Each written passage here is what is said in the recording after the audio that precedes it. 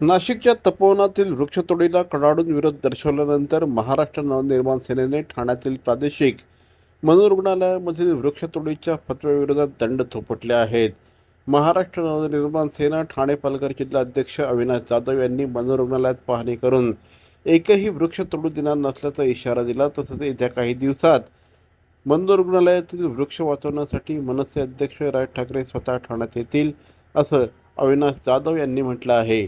नाशिकच्या तपोवनापेक्षाही मोठा विषय आहे हा. ठाण्यातला मनोरुग्णालय जे तुम्ही जर पाहाल तिथले बांधकाम 1902 मधलं आहे. म्हणजे ही जवळजवळ सगळी झाडं ही 100-125 वर्ष जुनी आहेत. 100-150 वर्ष जुनी ही सगळी झाडं आहेत.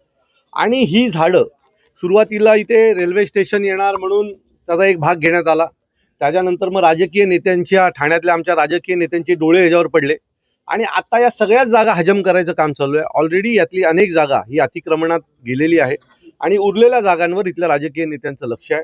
मी तुम्हाला सांगतो की इथे उत्तम दर्जाचं, हे जर तुम्ही जर पाहाल तर उत्तम दर्जाचं गार्डन किंवा काय म्हणतो आपण सेंट्रल पार्क उभं राहील.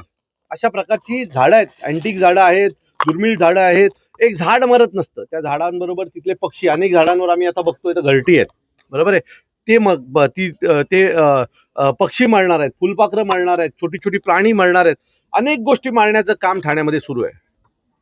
इथे मला असं वाटतंय की एक उत्तम दर्जाचं सेंट्रल पार्क उभं राहिलं पाहिजे आणि त्याच्यासाठी ह्यातली एकही झाड आम्ही तोडून देणार नाही. याच्या पुढचा आमचा पूर्ण पाठपुरावा या झाडांसाठी असेल. 5-5, 6-6 फूट खोड असलेली मोठी मोठी झाडं आहेत आणि ती तोडून आता आम्ही यांना देणार नाही आहोत. आम्ही या सगळ्यांच्या विरोधात, ठाण्यातले जेवढे विरोधी पक्ष आहेत त्या सगळ्यांना एकत्र करणार आहोत आणि या सगळ्यांच्या विरोधात एक जन आंदोलन उभं करणार आहोत.